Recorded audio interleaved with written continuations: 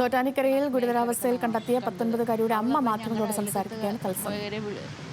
എല്ലാം വിളിച്ച് എൻ്റെ ഭർത്താവിൻ്റെ അനിയനെ, എൻ്റെ വേറെ സഹോദരിയുടെ മകനെയും വിളിച്ച് അവർ വന്നപ്പോൾ ഞങ്ങളുടെ മെമ്പറും ഓടി വന്ന് മെമ്പറേയും വിളിച്ച് മെമ്പറും ഓടി വന്ന് പോലീസിനെ വിളിച്ച് പോലീസ് വളരെ താമസിച്ചാണ് വന്നത്.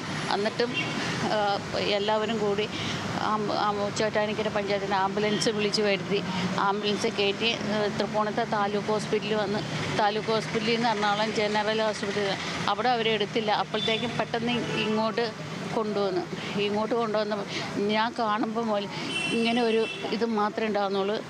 ഈ നിമിഷം വരെ ആ അവസ്ഥയാണ്. ഒരു മാറ്റവും ഒന്നുമില്ല.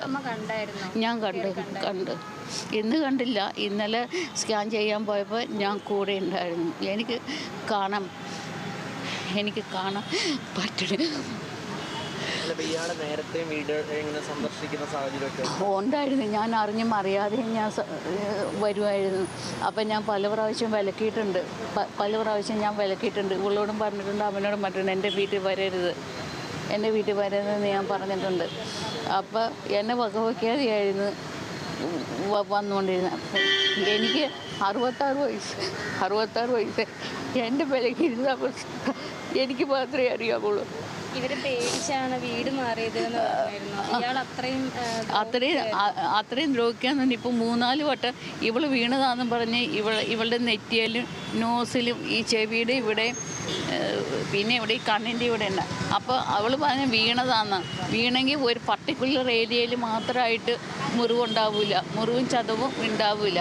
അപ്പോൾ മിനിയാന്ന് അവളോട് ഞാൻ പറഞ്ഞു, നീ വീണതല്ലാന്ന് എനിക്ക് നല്ല ഉറപ്പുണ്ട്.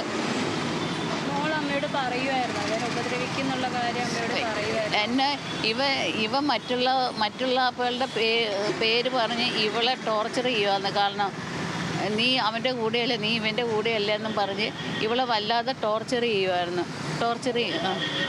ഇന്ത്യക്ക് വേണ്ടിയൊക്കെ കളിക്കാനൊക്കെ പോയത് ആ സമയത്തൊക്കെ ഇവൻ്റെ വിലക്കുണ്ടായിരുന്നോ പോവരുത് എന്നൊക്കെ പറഞ്ഞിട്ടുള്ള? അല്ല, ഇപ്പം ഇവനായിട്ട് വന്നിട്ട് ഈ ഏപ്രിൽ തൊട്ടുള്ള 5-6 മാസമായിട്ടുള്ളൂ. അല്ലാണ്ട് ലോങ് ഇതല്ല. ഏപ്രിൽ അല്ലെങ്കിൽ മെയ് അത്രേ ഉള്ള ബന്ധമേ ഉള്ളൂ. പിടിച്ചോ? എനിക്ക് അതെയോ?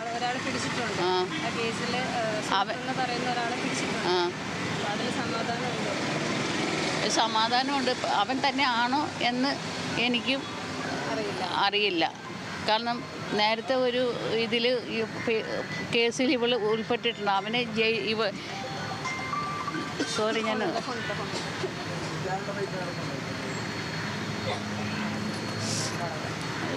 അപ്പോൾ അതിൽ ഞാൻ കൗൺസിലിംഗ് കൊണ്ടുപോയി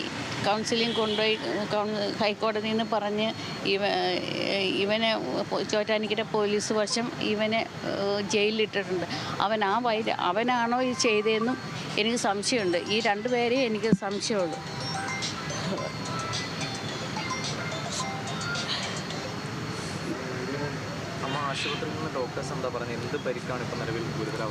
ഗുരുതരാവസ്ഥയിലുള്ളത് ഈ തലച്ചോറ് മുഴുവൻ ഡാമേജായി. കാരണം കുരുക്ക് മുറുക്കിയതിൻ്റെ ഓക്സിജൻ തലച്ചോറിലേക്ക് എത്തിയിട്ടില്ല. 2.5 മിനിറ്റ് 3 മിനിറ്റ് ഓക്സിജൻ തലച്ചോറിൽ എത്തിയിട്ടില്ല. ഈ കഴുത്തിൻ്റെ ഇവിടെ 3 പരിക്കുണ്ട്. പിന്നെ ദേഹമാസകലം ക്രൂരമായി മർദ്ദിച്ചതിൻ്റെ പരിക്കുണ്ട്. ഈ ചുണ്ടത്ത് ഇല്ല, ഞാൻ കണ്ടിട്ടില്ല. ഞാൻ നേരെ ഇങ്ങോട്ട് വന്നേ. എൻ്റെ ഹസ്ബൻഡ് എയർഫോഴ്സിലാണ്. അപ്പോൾ ഞാൻ മാറി നിന്നത് എൻ്റെ ജീവൻ സംരക്ഷിക്കാനല്ല. എനിക്ക് എൻ്റെ ജീവൻ എപ്പോൾ വേണമെങ്കിൽ. പക്ഷേ ഞാൻ ഇന്ന് നഷ്ടപ്പെട്ടാൽ നാളെ അവൾക്ക് ആരും ഇല്ലല്ലോ എന്ന് വിചാരിച്ച, അല്ലാതെ എൻ്റെ ജീവൻ രക്ഷപ്പെടുത്താനല്ല.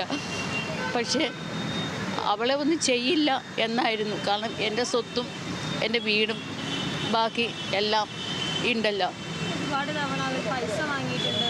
എൻ്റെ ഒരു മാല അവളുടെ അടുത്തുനിന്ന് വാങ്ങിക്കൊണ്ട് പോയിട്ടുണ്ട്. പൈസയും വാങ്ങിയിട്ടുണ്ട്.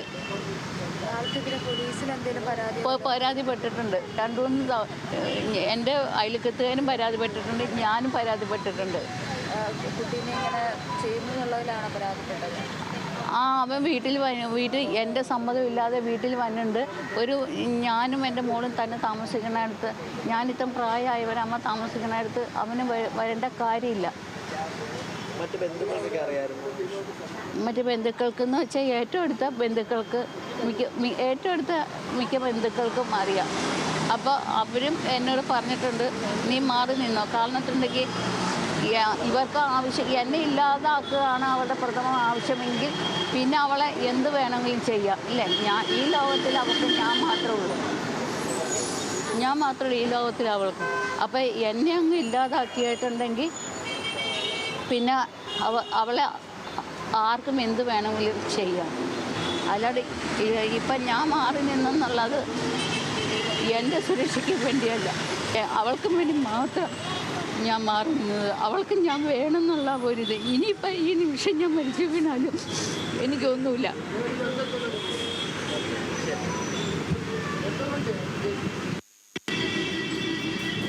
ചോറ്റാനിക്കരയിൽ പോക്സോ കേസിൽ അതിജീവിതയായ 19-കാരി ക്രൂരപീഡനത്തിനിരയായ സംഭവം, അത് കേട്ടാണ് ഇന്ന് നമ്മൾ ഞെട്ടി രാവിലെ ഒക്കെ കേൾക്കുന്ന വാർത്തയും ഇത് തന്നെയാണ്. ആ കുട്ടിയുടെ അമ്മയുടെ പ്രതികരണമാണ് ഇപ്പോൾ നമ്മൾ കേട്ടത്. സഹിൻ ആന്റണിയുടെ. സഹിൻ, ഈ അമ്മയുടെ പ്രതികരണത്തിൽ പോലും പല ദുരൂഹതകളും നിലനിൽക്കുന്നുണ്ട്. അമ്മയ്ക്ക് പോലും കൃത്യമായി എന്താണ് നടന്നത് എന്നൊരു കാര്യം അറിയില്ല. ഇവർ ഈ ഒന്നിച്ചായിരുന്നില്ല താമസം. എന്ത് സംഭവിച്ചു എന്നാണ് അമ്മയുടെ വാക്കുകളിൽ നിന്ന് നമുക്ക് മനസ്സിലാവുന്നത്?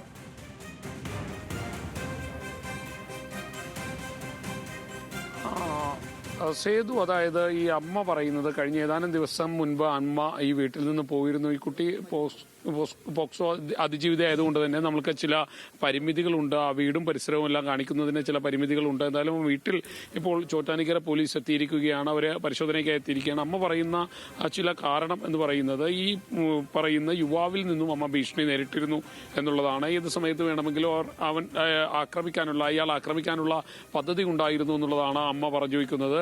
അതുകൊണ്ട് തന്നെയാണ് ഈ വീട്ടിൽ നിന്നും മാറി നിൽക്കേണ്ടി വന്നത്. മാത്രമല്ല ഈ പെൺകുട്ടി പല ഘട്ടങ്ങളിലും അമ്മയുമായി വഴക്കിടാറുണ്ടായിരുന്നു. അതെല്ലാം അമ്മ മാറി നിൽക്കുന്നതിനൊരു കാരണമായി എന്നുള്ളതാണ്.